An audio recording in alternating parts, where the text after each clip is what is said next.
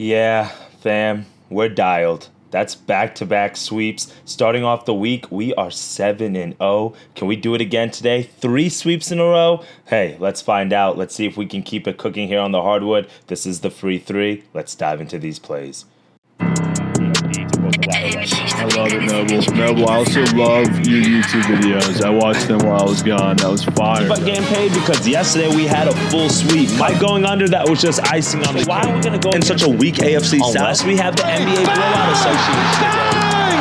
Knicks take a 1-point lead with 13 seconds. Get it. When you hear the sirens, you know what that means. You got barbecue back there, and you didn't invite me. Hurt my feelings. Hurt my feelings. Hey, that's what we're trying to do with the sports books, guys. We're trying to hurt their feelings because we want to get paid. And this channel, we have been running it up. What is up? Good morning, each and every person tapped in. Good morning, Day. Good to see you, fam. It is your boy, Noble Living, back with another DYF Bets video where I'm breaking down my favorite picks and plays of the day. As we just try to get to the bag together and make that money. So let me hit this real quick. And then let me hit the horn. You guys know what the horn means. A horn means a sweep. And yesterday we were able to sweep the board, back-to-back sweeps. Monday sweep, Tuesday sweep. In today's video, we're going to recap how we did yesterday and then also dive into 3 best bets on the way for you guys. 1 college basketball best bet, 1 NBA player prop, and then I also have a money line bankroll builder for you guys for the bubble teams that we've been doing here in college basketball. So it's been going pretty good for us. So let's recap how we did yesterday real fast. All our plays are tracked on the Action Network at Noble Living. If you're not following us there, yesterday you could see here 3-0 day, beautiful. Our best week since we started tracking plays here to start the year, up $1,400, 23-9 over the last 7 days here on the channel. That is what we're looking for here. You could see yesterday Golden State Warriors team total over 112.5. It was a little bit of a sweat. We got a terrible number on it because it closed at like 110.5, but it doesn't matter. We still cashed it anyway. We cashed our 3-team steam of the day, our 3-team parlay. The main leg was Vermont. It was a little bit sweaty, but they were able to win and cover. And then you can see VCU and then North Carolina, no sweat bets there. We get it done. I love that plus 135 there. I love the value that we got on that one. And then finally, Georgia on a pick'em. I told y'all I didn't understand the line. Georgia still had a lot to play for. And guess what? They get it done. 3-0 day, minus 110. And I love the odds value that we got on this. We didn't lay a whole lot of juice. We got good plus chicky. You love to see it. Because we swept the board on Monday, you guys know the vibes. If you comment on the video, all I do is I just send you money. You can see I sent Ron $30, bro. 3 picks, $10 a pick, $30, free 3 sweep, and I appreciate all the love and support that he gives me. And guys, this is the same thing. I gotta pick a winner from yesterday's video. So what do you need to do? Comment on the video right now. Comment on the video on YouTube, wherever you're watching. So this way I can pick a winner and we can decide who we're gonna give the bread to. I will announce the winner for tomorrow, all right? Let's dive into the picks for today. On today's card, let's go to the college basketball slate. As the regular season is winding down, we start looking at some of the conference tournaments that are going on. And you know what? There are some lines that I really don't want to touch with. And there are some games that are going to be great, like this Maryland-Michigan game, which can go either way. Also, you've got teams like Pitt and NC State that really don't have a lot to play for, but you really know who's the better team. But one game that I'm going to take a look at is this Xavier and Butler game. And as you can see here, actually, I'm not going to talk about this game first. I'm going to pump fake y'all. We're going to scroll down. We're going to talk about Tennessee and Ole Miss. How about we talk about that game? Because I know that's the game that a lot of people are excited to learn or to talk about. And Tennessee, coming off that big win on Saturday at Alabama where they hit the game-winning 3-point shot. Electric environment, biggest game in Tennessee basketball history, their biggest win in program history. I mean, Tennessee looks good. They're legit. But Ole Miss, on the other side, led by Chris Beard, there's a lot to digest with this team as well. You can see they're 20-9. Meanwhile, Tennessee, they're 24-5. And if we go to our college basketball standings, which we've been taking a look at heavily, let's scroll all the way down to the Southeastern Conference here, and we can see Tennessee, number 4 seed. Ole Miss, number 5 or 5, 6, 7 seed. Why is this important? Because the first 4 seeds of this conference, guess what they get? A double bye. The next 4 seeds get a first round bye, and then after that, then you kind of play your way through it every single day. So Tennessee, you can see they're right here on the line. Mizzou plays tonight as well. So they're going to want to grab this win today, because if you drop to the 5th seed, that's the difference between one extra game and one extra day of rest. Meanwhile, for Ole Miss, they're probably going to be able to having only one round bye. But you can see they're right here as well, 9-8, 8-9. They dropped their final 1 or 2 games. Now guess what happens? You might find yourself playing on the first day when you don't want to, and instead you could get a bye. So there's still a lot to play for both of these teams here, and they're both very strong defensively. If we go look at both of these programs real quickly here on KenPom, you can see that Tennessee historically is known for their defense under Rick Barnes, number 1 in defensive efficiency, number 1 in effective field goal percentage on the defensive side, number 2 in 3-point percentage on the defensive side, number 14th in 2-point percentage on the defensive side. Defensively, they're one of the best teams in the entire country. That is why they're 11-5 in conference and 24-5 and have won 4 straight games and 7 of their last 8. But Mississippi on the end of the side, 22nd in defensive efficiency, 28th in turnover percentage, 94th in 3-point percentage. So what is the angle that I'm looking at here? I'm just going to go with the defenses. I don't want to touch the sides if I'm being all the way honest with you guys. So what we're going to do, under 138.5 in this matchup. The line is already moving towards the over, which I disagree with. So we're going to take under 138.5, minus 115. If you can get at minus 110 on some books, feel free to shop around. But I'm going to get that minus 138.5, minus 115 odds. Now, I just mentioned how strong the defenses were, but another line that I want to kind of bring your attention to, if we go back to Tennessee real quickly, is this line right here. Defensively, although they're number 1 in efficiency and effective field goal percentage, they're 86th in turnover percentage. What does that mean? They're strong defensively. They force turnovers, but they're not one of those teams like St. John's that's picking you up full court. They normally have Ziegler do the token defense as you come down the court to put some ball pressure on the point guard and give you a little bit of a delay getting into your set, but they're not a team that's trying to full court press you. Meanwhile, with Ole Miss and Chris Beard, if you can see turnover percentage on the offensive side, they're number 3 in the entire country. They don't turn over the ball offensively. So a lot of times, a lot of people think about turnovers and they think that is advantage towards the defense, but it's actually an advantage when you're taking a look at totals towards the under, because what happens? You turn over the ball, you get live transition baskets, you get out in easy transition, and you don't waste a lot of time off the clock. Meanwhile, when you have a team like Tennessee that's 345th in tempo, a team like Ole Miss that's 131st in tempo, but also 3rd in turnover percentage, and then a team like Tennessee that's number 1 in defense, what do you get? A slugfest type of game, slow, grinded out. And keep in mind, Chris Beard, he's a defensive-minded coach at mind first. So keep that in mind back to his days in Texas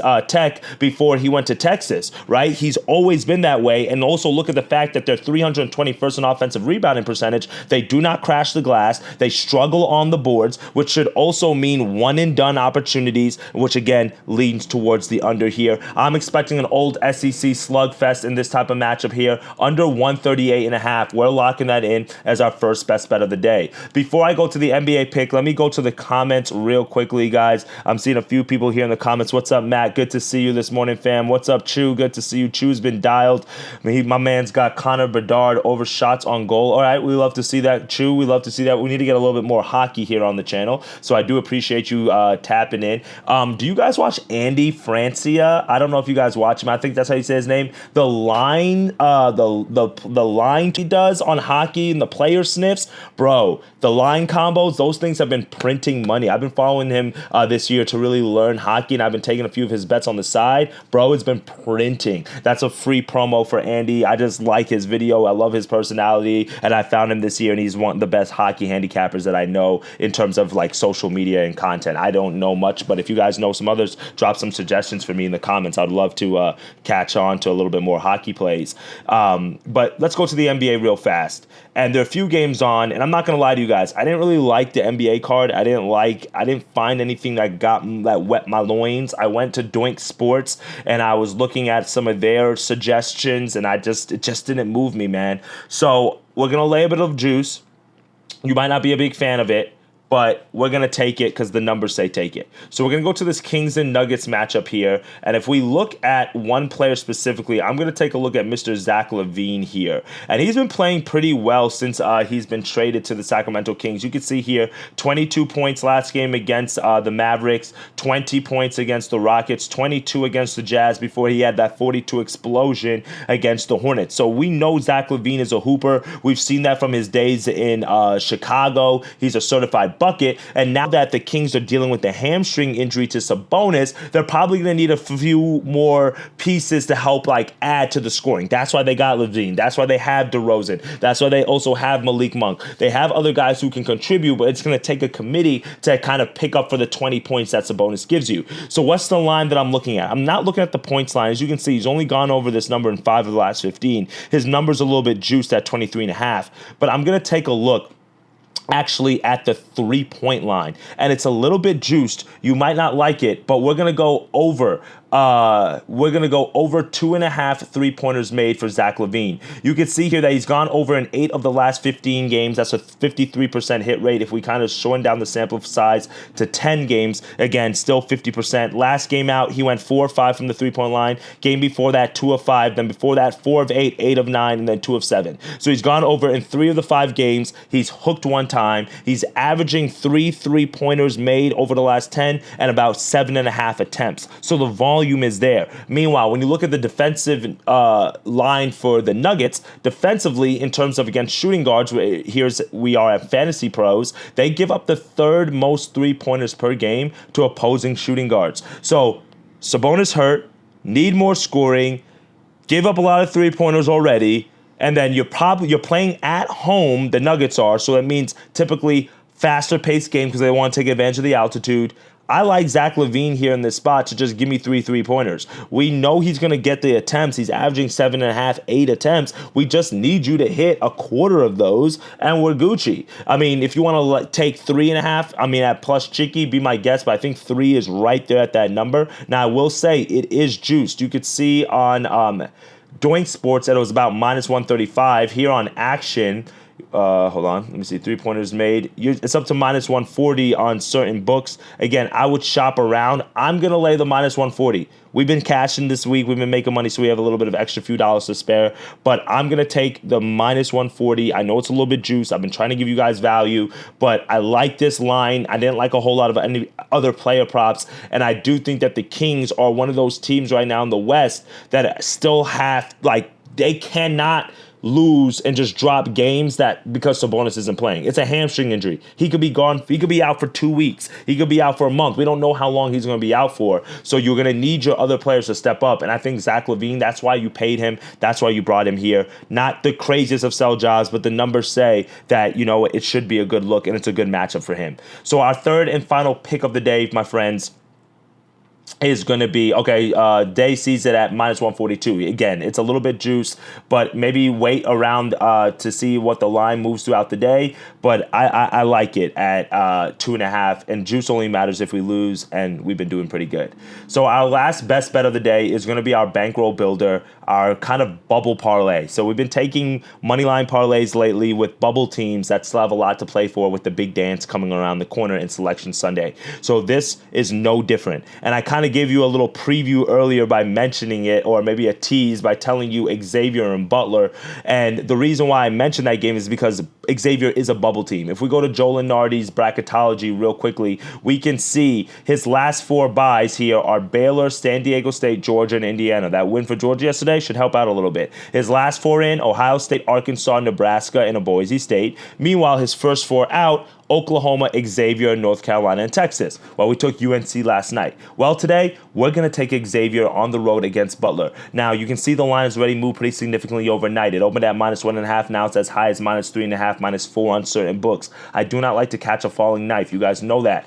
But the money line here, I still like it because they still need to win and they're still a bubble team. That is why the line is moving in favor of them. If you want to take 3.5, cool. I don't want to. If you're going to do something, pay for the 2.5. Just take that 1 bucket under, in my personal opinion. But I will take the money line here with Xavier, and I think they're going to grab the win.